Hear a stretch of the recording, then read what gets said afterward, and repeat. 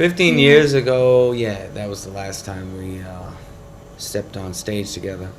But it's after like the first few times, it was like it's like riding a bike. It was really kind of like we never broke up.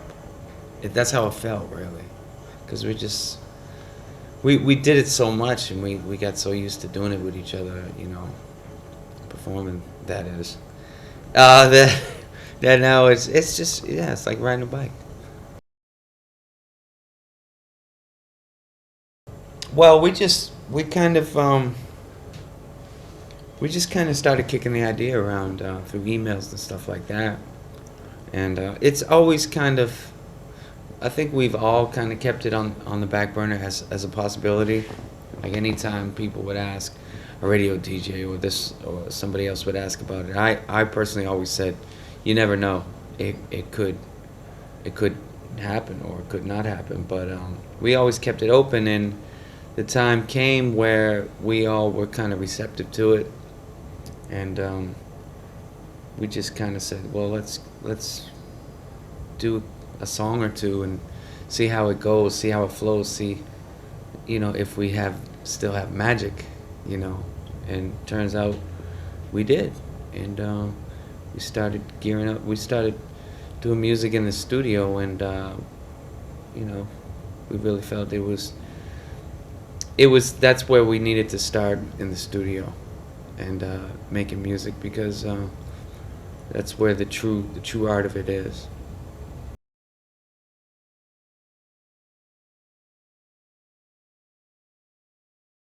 Well, I mean, we were in a good position this time around. I mean, because we could. It was us. Everything was in our control, and it's just like if you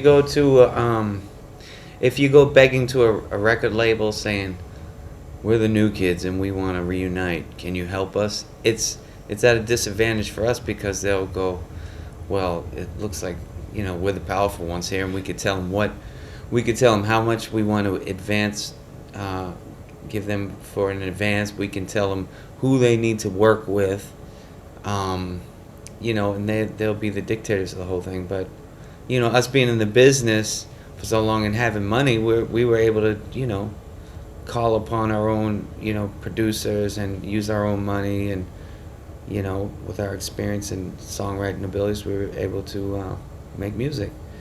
And when you go at a record label like that and say, look, we're about to go on tour, do you guys want to be involved in this? Because if not, we're going anyhow. Then we're in the driver's seat. So that's how we wanted to play it.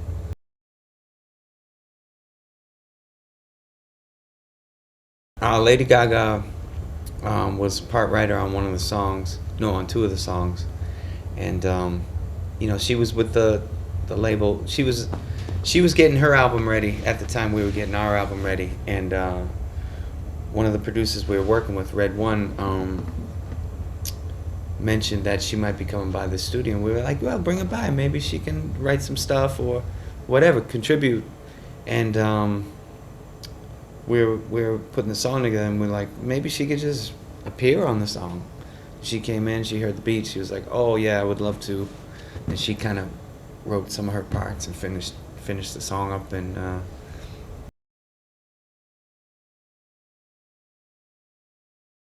we you know what? Yeah. It's funny, because we had no idea that we thought we were like, she has potential, she's got spunk and she's talented and everything else, but we didn't know when we were doing that song with her, we didn't know she's gonna be nominated for a Grammy, you know what I mean? And have the #1 dance song in the world.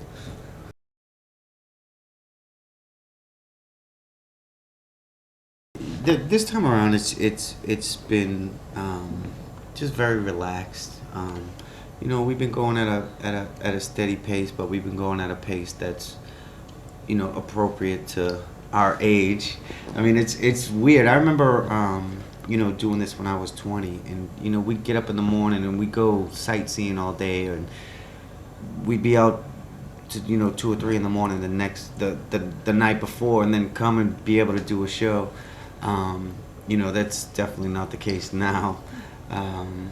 But it's been real relaxing, and it's just I think it's nice to do it this time around too. Just knowing, I mean, knowing the ins and outs of the business and what it takes to operate a show and the costs and just all the business stuff, you know, now that we know.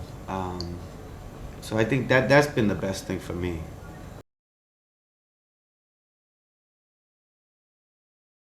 Yes, first time in Ireland for me. I think for have you been here before? First time in Ireland, yeah, for all of us. Well, Joe's been here on vacation, but it's first time as new kids.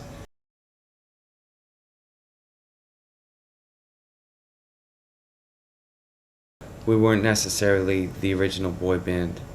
New Edition was, and they were a group that came out of Boston before us. A few years before us, they came out of Boston. They came out of the African American section of Boston. They were 5 black guys, and they're not, I don't think, considered a boy band because of their color. But for us, they are the original boy bands, and we kind of modeled ourselves after them. So and like their music was just great, and their performances was just great, and you know, we always wanted to kind of pay tribute to them, and this was a way to do that. It was to do a duet with them on our album. I mean, I grew up listening to Lionel Richie, so We were watching ow, ouch, need some Advil. We were watching a video of the Commodores, the group that Lionel Richie was in, and they were like a funk band. And he was sitting there with the guys, and he's singing this ballad. I don't know which ballad it was, but it was one of the big, huge hits. He started writing ballads and became Lionel Richie, you know. And the other guys in the Commodores, you could just tell they were like, he's gonna leave us soon. He's gonna leave us. But it's funny because they were like these masterful musicians, and they did funk and stuff.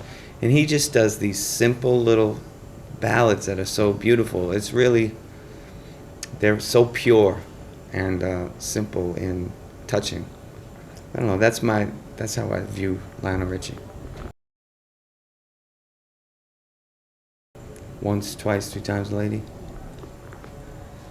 Easy, like a Sunday morning. Truly. Truly. Oh, that's a good one. They're all great.